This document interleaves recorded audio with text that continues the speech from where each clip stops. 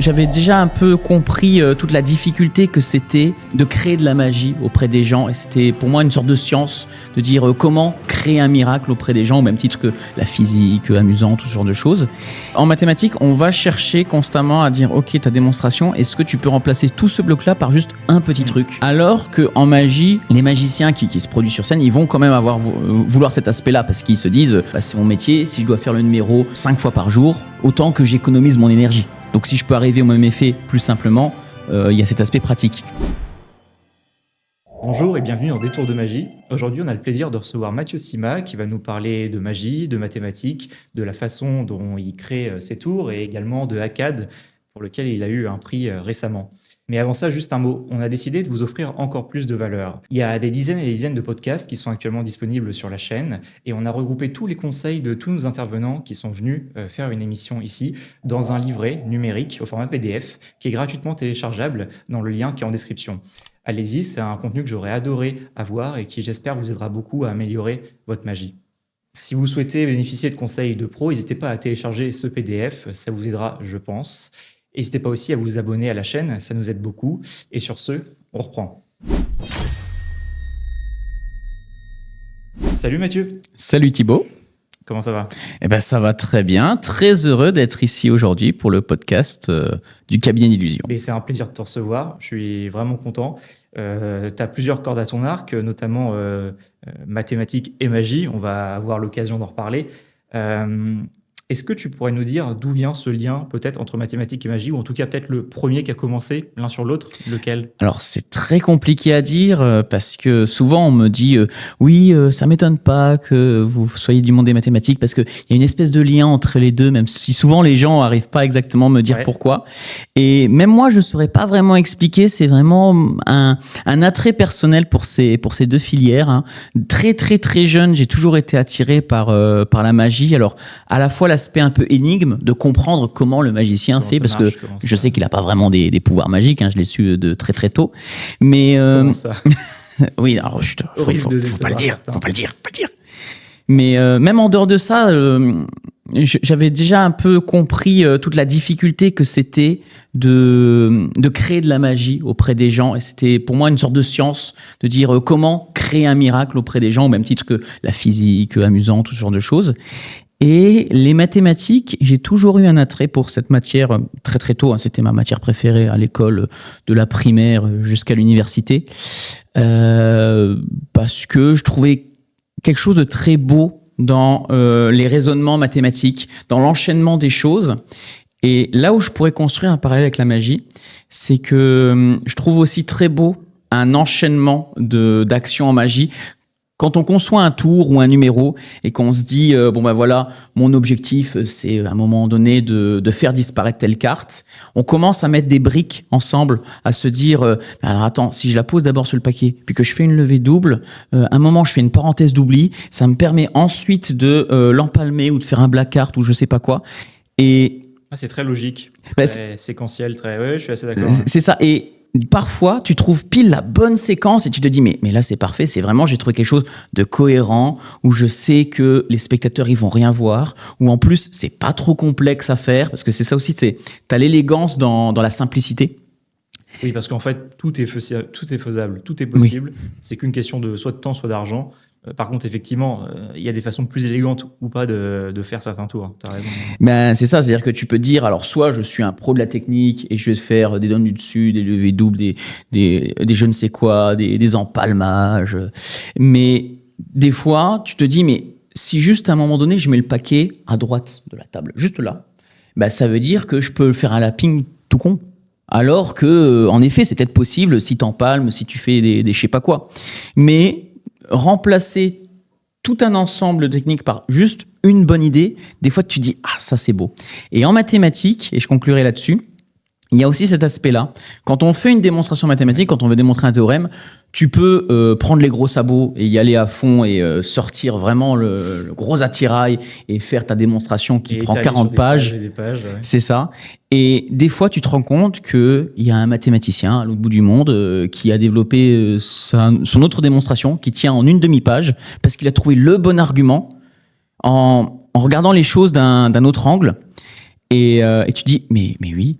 Et en fait, c'est cette beauté que je croise dans les mathématiques et dans la magie. Et sur le fait de changer d'angle, des fois, c'est ça. Des fois, quand on cherche une méthode pour, si je reprends mon exemple, subtiliser une carte, si tu te focuses trop sur le fait de comment je fais pour, quand elle est empalmée, la mettre dans un top-it ou dans une poche, et ben tu peux éviter plein d'autres solutions où en fait, tu n'as pas du tout besoin d'empalmer. Donc des fois, juste te dire, mais si j'empalme pas du tout. Et changer d'angle, c'est quelque chose que m'a beaucoup appris les mathématiques parce que littéralement, on a des cours de ça. Ouais, je te rejoins. J'ai aussi une formation en mathématiques et je fais exactement le même parallèle que toi. C'est assez sexy parfois de trouver une méthode qui est un peu sympa. Mais c'est là où je te rejoins aussi, c'est que parfois, on a peur de presque décevoir le magicien, comme en mathématiques. Non pas décevoir par la preuve, il y a peut-être un peu moins ce truc-là, mais en magie, là, tu parlais par exemple de l'empalmage. On a toujours tendance à se dire, oh, ça doit être super compliqué, super esthétique comme technique, super recherché, etc. Alors que parfois, les techniques les plus simples sont souvent les meilleures. C'est exactement ce que tu as dit. C'est là où s'oppose le monde mathématique et le monde magique. Parce qu'en mathématiques, quand c'est élégant, souvent c'est que c'est simple. Enfin, une sorte de... C'est ça, c'est-à-dire qu'en mathématiques, on va chercher constamment à dire, ok, ta démonstration, est-ce que tu peux remplacer tout ce bloc-là par juste un petit truc?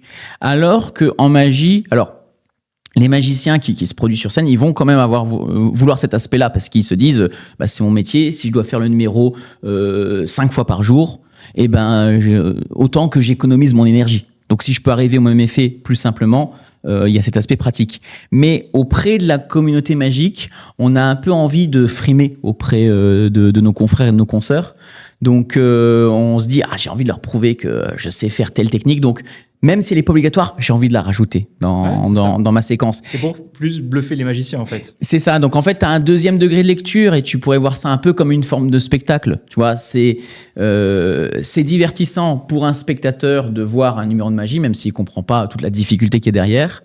Et un magicien qui, lui, comprend les techniques, même s'il les comprend, il va être bluffé par la virtuosité du magicien.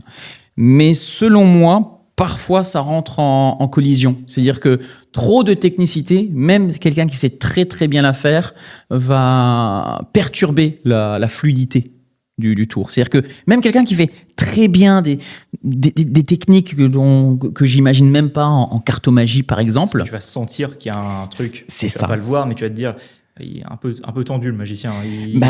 C'est pas qu'une question de maîtrise de la technique, tu le sens. Je sais pas comment dire.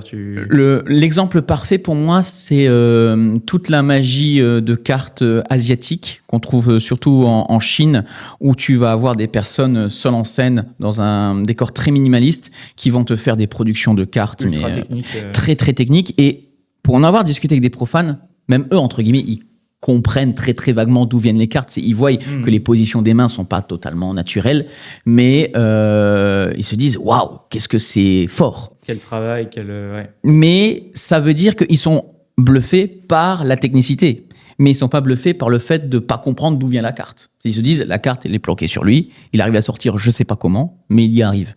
Donc parfois, tu as un entre-deux qui se fait où le spectateur sent que c'est pas complètement magique et qu'il y a un peu de technicité derrière. Il y a Robert Houdin, il disait dans un de ses livres, et je trouve ça intéressant comme parallèle, il faisait donc un automate, je ne sais plus exactement lequel il construisait à l'époque, et il l'a présenté au public, et l'automate était parfait, il faisait aucun bruit, etc. Et le public a dit « Oh, ça doit être assez simple comme automate », alors qu'en réalité, c'était très technique. Alors, il a rendu ça moins parfait, il a mis des petits bruits de mécanisme, des petits bruits de complications. Et là, tout de suite, le public s'est dit « Mais quelle prouesse, quelle merveille, ça doit être super dur ». Et je trouve qu'il y a un peu de ça aussi, du coup, en magie. C'est Penn & Teller qui avait expliqué une fois, un tour ne doit jamais être parfait, dans le sens où, imaginons que tu trouves la méthode pour... dites-moi une carte, alors tu poses une carte sur la table, dites-moi une carte, vous monsieur, le 5 de cœur, retournez, bim, c'est le 5 de cœur. C'est trop parfait pour être vrai, oui. Et du coup, les personnes se disent, forcément, le type est complice. Alors que peut-être que tu as imaginé toute une machinerie, toute une technicité qui te permet de faire cet effet-là. Alors qu'en rendant ce tour moins parfait, en planquant la carte ou en demandant à plusieurs spectateurs, tu vas créer des pistes possibles d'explication, mais qui vont aboutir à des cul-de-sac. En se disant, non, mais peut-être qu'il y a plusieurs complices. Ah ben non, ça ferait trop. Ou peut-être que, parce qu'à un moment, il avait une enveloppe, donc peut-être, ah ben non, ça ferait trop. Tu vois, donc, rajouter, je suis d'accord avec toi, des petites imperfections, tu pourrais te dire, oui, mais du coup, mon effet est moins pur, mais tu vas poser des pièges auprès des gens. Parce qu'ils vont dire, peut-être que le secret vient de ces imperfections, parce que pourquoi le tour serait pas parfait sinon? Et c'est ce qui... Ce qui permet de rêver aussi, parce que sinon, c'est pas magique. C'est trop terre à terre, en fait, je pense. Oui, et puis ça participe à la mise en scène aussi. C'est-à-dire que rajouter des imperfections, ça permet aussi de produire des pistes qu'on n'aurait pas imaginées en matière de storytelling. C'est, si je reprends mon exemple de l'enveloppe, plutôt que de poser la carte sur la table, peut-être que cette enveloppe peut avoir un sens, peut-être que je peux lui donner une histoire, dire pourquoi une enveloppe, après aller dans des pans de la magie bizarre ou des trucs comme ça pour donner un petit peu de contexte, alors que juste une carte sur la table, c'est très épuré. Et c'est même pas spécialement un tour, c'est pas une routine, je raconte rien, c'est je fais une démonstration. J'ai regardé, il y a une carte, dites-moi une carte 5 de cœur, regardez, bim. Il y a un effet, mais il n'y a pas d'histoire. Un personnage qui n'a aucune faille, qui est exactement lisse, parfait, tu vas pas pouvoir t'attacher à lui, sa vie va sembler trop monotone, trop plate, tu vas pas avoir de connexion avec lui, tu vas pas pouvoir t'imaginer à sa place. Et selon moi, faut pas oublier que dans la magie, il y a une grande part de théâtre. C'est-à-dire que un comédien, quand il monte sur scène, il ne débite pas son texte comme il raconterait une poésie. Il y joue, il met des intentions, il met des imperfections, dans le sens où il met des hésitations, des respirations, des temps morts. Et c'est ça qui fait vivre le texte. Et ben nous, c'est pareil. C'est-à-dire que si on se limite uniquement sur l'aspect technique, l'effet, mais qu'on ne crée aucun enrobage, on est un démonstrateur. Et là, on parlait d'effets, etc. Est-ce que tu pourrais nous parler, par exemple, de tes effets à toi? Là, j'ai mis en introduction, j'ai parlé de ACAD. Est-ce que tu pourrais présenter ce que c'est comme effet? Alors, ACAD, comme son nom le fait deviner, c'est un ACAN, donc un Any Card at Any Number, qui a la particularité d'utiliser des dés, exactement, dice. Et ça permet d'apporter un petit aspect ludique, parce que c'est vrai que les ACAN, c'est vraiment des effets de magicien pour magicien. Hein. C'est Bernard Billis qui disait on n'a pas encore trouvé les bons mots pour présenter les ACAN aux spectateurs. C'est-à-dire que globalement, un spectateur, dites-moi une carte, dites-moi un nombre, hop, 5 de cœur, 18, comptez 18 cartes, boum, c'est le 5 de cœur, ils vont applaudir. Pour lui, c'est un tour comme un autre. Tu lui fais ultra mental, ils vont être comme des dingues. Parce que fondamentalement, si tu regardes l'effet, ultra mental est un chouïa plus fort qu'un ACAD. Mais pour les magiciens, c'est l'inverse. Donc je me suis dit, comment contourner ça? Comment ne serait-ce que le rendre plus ludique? Et c'est vrai que le dé, au sens le dé à jouer, c'est un objet qui est peu utilisé en magie par rapport à tout ce qui est possible de faire, alors qu'il fait partie de l'iconographie du reste, tu vois, genre les cartes, le tapis, les gobelets. Pour moi, le dé, c'est quelque chose qui rentre dans ce champ lexical. Mais si tu regardes, tu as très peu de manipulateurs de dés, ou même dans la littérature magique, la magie des dés. Il n'y a pas grand-chose, effectivement. Il y a quelques petits livres, mais il n'y a pas... Ouais. Moi, j'avais ça pendant longtemps dans un coin de ma tête, et l'esprit matheux que je suis, forcément, qui dit dés, dit probabilité, dit mathématiques, dit nombre, dit tout ça. Et pareil, j'ai ces petites briques qui s'envolaient dans ma tête et qui, un soir, je trouve toutes mes idées le soir à des heures improbables. Je ne sais pas pourquoi. J'ai accepté que mon cerveau fonctionne comme ça. J'ai assemblé toutes ces petites briques et ça m'a permis de créer ACAD. Donc, si je résume très simplement les faits, je présente 12 dés à un spectateur et un jeu de cartes. Je ne touche à rien. C'est-à-dire que littéralement, le spectateur peut faire toutes les manipulations. Je peux être dans une autre pièce même. Il lance les dés. Il obtient une série de chiffres complètement aléatoires. Il peut même les agencer et dire voilà, là, j'ai pas envie que ce soit un 4, j'ai envie que ce soit un 2. Pas de souci. Il prend sa calculatrice. Il multiplie tous les nombres. Donc, il obtient un résultat gigantesque qui est fortement imprédictible parce qu'on change un dé et le résultat change du tout au tout. Et d'ailleurs, d'où l'intérêt de les multiplier, parce que une addition, tu peux dire j'enlève 2. Alors que si c'est une multiplication, tu divises par 2, il y a tout qui change. Et donc, il a une suite de chiffres, on va dire 18 millions, je sais pas quoi. Et tu dis, tu prends les cartes, et premier chiffre, c'est un 1, donc tu comptes une carte, ensuite 8, 1, 2, 3, 4, 5, 6, 7, 8. Il tombe à la fin d'avoir épelé tous les digits que composent les résultats, une carte que tu auras prédite. Et je précise pour nos amis magiciens qui nous regardent et qui souvent me posent des questions, il n'y a qu'une seule sortie dans ACAD. J'ai pas en fonction de la carte, regarde sous la table, hop dans ma poche, hop sous le tapis. Non. J'ai l'enveloppe, elle est posée là. Je dis là, dedans, il y a une carte. Tu tombes et ce sera exactement la carte que je veux. Et j'aime beaucoup Akkad parce que selon moi, il reprend très bien ce que devrait être un tour mathématique. C'est-à-dire un tour où on n'a pas l'impression qu'il est mathématique et où les mathématiques travaillent en coulisses et tu n'as même pas besoin de savoir comment ça fonctionne. Ça va fonctionner. C'est-à-dire que c'est pas un tour mathématique où je te dis, alors tu dois apprendre tout un chapelet par cœur, plus une formule, voilà, et un algorithme, et un je sais pas quoi. C'est non. Les mathématiques, ils bossent pour toi. Et ça veut dire que le temps de cerveau du magicien peut être entièrement alloué à sa présentation. C'est Akkad, pour moi, est très puissant si on trouve le moyen de se l'approprier, de le présenter à sa façon, et en même temps, on n'a que ça à faire.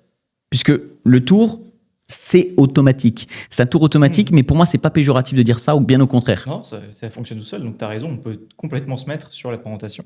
Ben c'est ça.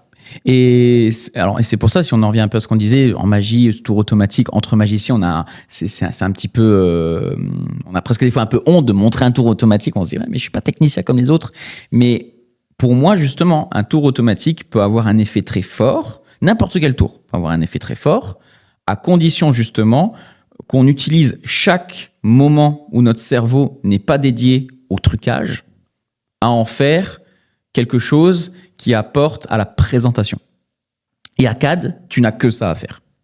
Et quel a été ton premier tour mathématique que tu as fait ou que tu as appris ? Alors, le premier tour mathématique que j'ai appris, comme je me suis beaucoup intéressé aux mathématiques ludiques, t'as les fameux tours de choisis un nombre, multiplie par 2, fais plus 4, machin, et puis à la fin, c'est 2.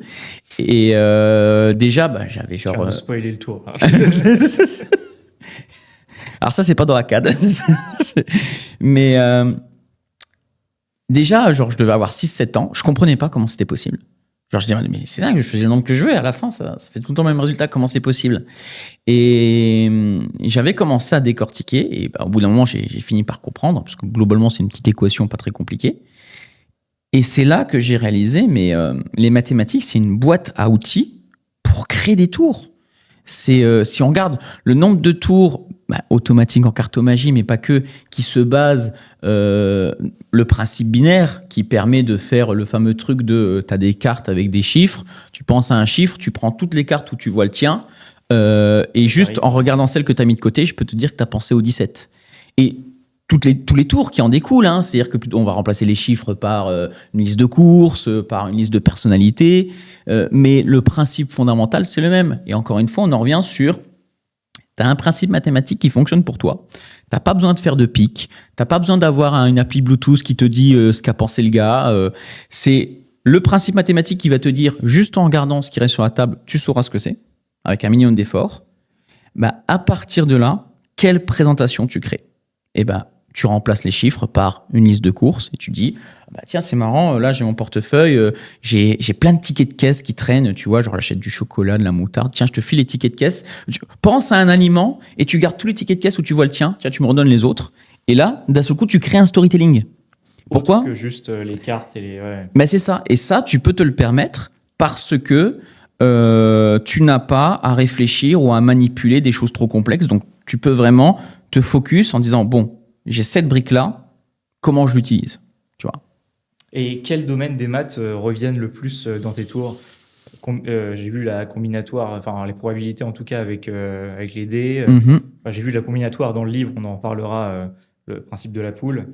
Est-ce qu'il y a des axes que tu préfères ou pas, sans rentrer trop dans les détails, parce qu'on reste... Bien sûr. Accessible à des magiciens surtout qui n'ont pas forcément... Tout à fait, mais je vais donner des exemples assez concrets. Déjà, je remarque que c'est souvent tout le temps les mêmes. On se faisait la réflexion avec Antoine Salambier, que je salue, qui a aussi ce passif. Qui a fait la préface. Qui m'a fait l'immense honneur de faire la préface de mon premier livre. Et on salue effectivement Antoine Salambier. Allez voir sa boutique. Oui, tout à fait. Allez voir la petite boutique des merveilles. Et de façon générale, toutes ces créations, en fait, sont des merveilles à la fois de storytelling et de mathématiques. Et c'est pour ça que moi, je trouve qu'il arrive très bien à combiner les deux. Bien sûr, oui. Et ce que je voulais dire, c'est qu'on s'est fait souvent la réflexion que c'est un peu tout le temps les mêmes branches des mathématiques, c'est un peu tout le temps les mêmes outils qu'on utilise. Donc ça va être, parler de combinatoire, c'est-à-dire globalement combien tu as de façons d'agencer des choses. Un exemple tout simple qui est beaucoup utilisé en book test, c'est tu as un livre et tu demandes au spectateur de mettre les deux mains derrière le dos et tu lui dis voilà, tu fais des chiffres comme tu veux avec tes doigts, 2 chiffres différents. Et admettons, il fait ça et tu lui dis 25, ok, donc tu vas à la page 25. Et là, intuitivement, tu te dis, il y a des centaines de possibilités de faire des chiffres avec les mains. Eh ben non. Si tu dénombres tous les chiffres que tu peux faire, t'en as 10. Genre, tu peux t'amuser. Et en fait, pourquoi t'en as 10 ? Parce que déjà, tu obliges à que ce soit 2 chiffres différents. Et déjà, sans qu'on s'en rende compte, tu limites. Et en plus, une fois qu'il a sorti les 2 trucs, c'est toi qui imposes lequel est la dizaine, lequel est l'unité. Donc, si tu t'imposes comme règle que la dizaine est forcément le plus petit, genre c'est tout le temps 25 et pas 52. Tu divises par 2. C'est ça. Donc, sinon, t'en as 20. Et donc, à partir de là, tu peux connaître les 10 pages ou les 10 premiers mots. Tu peux avoir 10 sorties différentes, mais en donnant l'illusion que le gars, il a choisi comme il voulait parmi toutes les pages possibles. Et ça, c'est un outil que nous fournit la combinatoire. Et souvent, c'est ça, en combinatoire, c'est de se dire, on a l'impression qu'il y a un nombre de possibilités monumentales, et en fait, non, c'est contre-intuitif, il y en a beaucoup moins. Donc ça, c'est un outil qu'on trouve dans beaucoup d'effets, surtout quand on veut faire choisir des choses à des spectateurs ou quand on veut forcer. Les probabilités, étrangement, pas tant que ça. Parce que les probabilités viennent avec leur lot d'incertitudes, et nous, en magie, on n'aime pas trop ça. C'est-à-dire qu'on a envie d'avoir un tour qui fonctionne globalement tout le temps. Alors, tu as des tours de cartes qui sont très intéressants. Notamment, il y a mon ami Michael Launay, donc qui est pas magicien, mais qui est mathématicien. YouTube, Voilà, MicMath, que je vous conseille vraiment, qui est très ludique, même si vous y connaissez rien en maths. Il parle de jeux, il parle de tours de magie aussi, qui vulgarise. Et il y a un tour de magie basé sur des cartes avec une course de petits chevaux où tu mélanges comme tu veux. Oui. C'est assez bluffant d'ailleurs. Ouais. C'est assez bluffant. Et globalement, tu as de mémoire 98% de chances de réussir.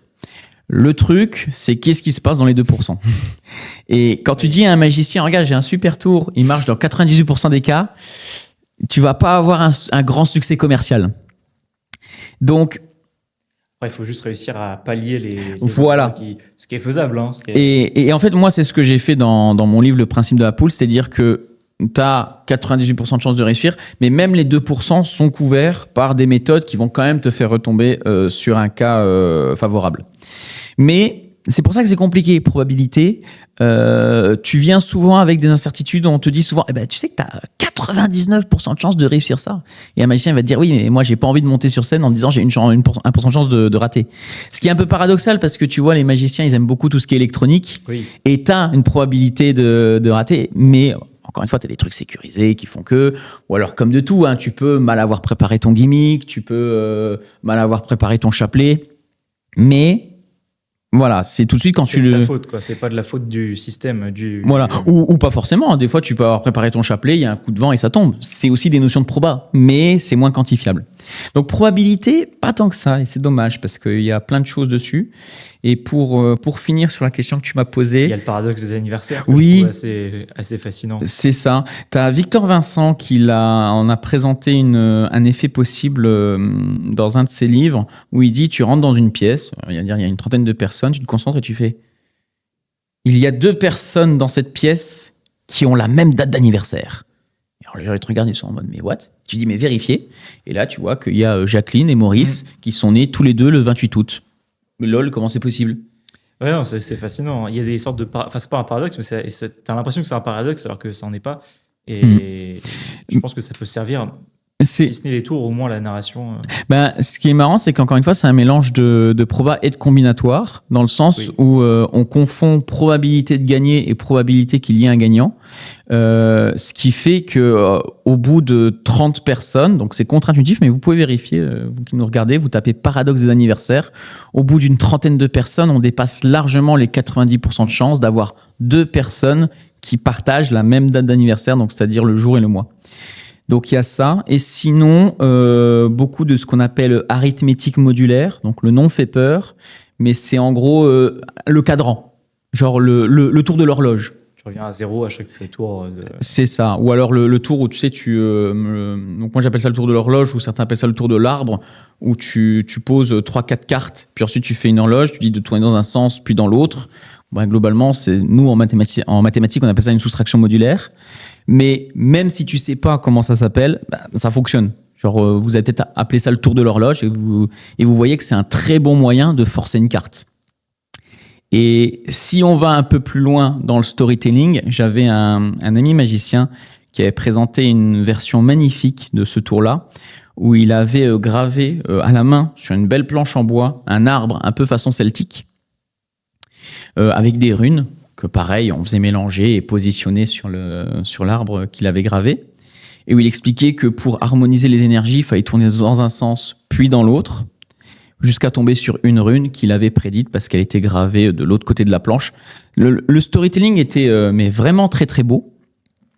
Et encore une fois, c'est un exemple de les mathématiques fournissent un très bon moyen pour forcer quelque chose.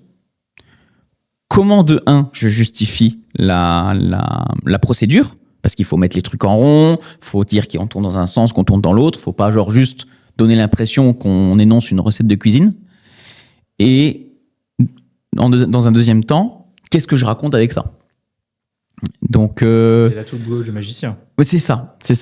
Donc oui, pour moi, les mathématiques, ce qui reviennent souvent, c'est l'arithmétique modulaire. Globalement, dès qu'il y a un rond et qu'on tourne, il y a de grandes chances que ça se base là-dessus. Ouais. Les probas, la combinatoire. Mais il y a plein de choses en mathématiques qui, selon moi, n'ont pas été explorées. Il y a... alors, attention, là, je vais dire des mots... petit peu dangereux. Il y a la théorie des corps algébriques, il y a les nombres p-adiques, il y a la théorie de la distribution analytique, donc plein de trucs qui me font passer pour un type bizarre.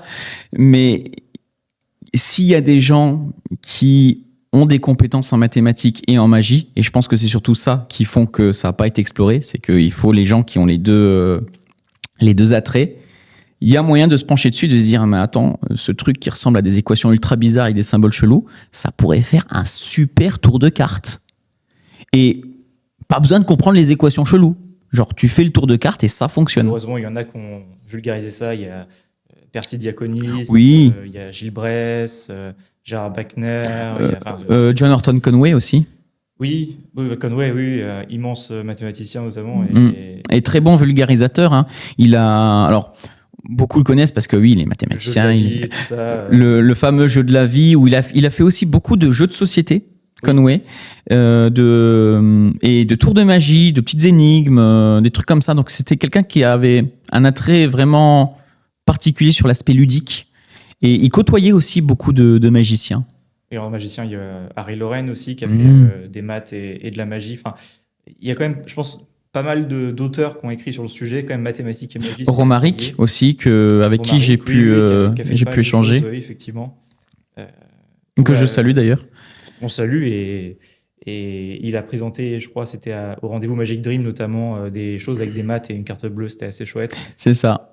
Encore une fois, il a détourné le checksum mathématique qui permet de vérifier qu'une carte bleue est valide en un tour. Parce qu'il y a ça aussi, c'est-à-dire que tu peux prendre un principe mathématique et en créer quelque chose de nouveau, ou alors simplement se dire, on utilise les maths dans la vie de tous les jours sans s'en rendre compte. Notamment une carte bleue, il y a un truc mathématique qui fait que le chiffre est valide. La sécurité sociale. Voilà. Comment j'en fais un tour? Ou les codes des billets de banque. Comment j'en fais un tour? Et c'est valable pour plein de choses. Notre société a besoin de maths pour faire de l'informatique, pour faire de l'ingénierie et tout.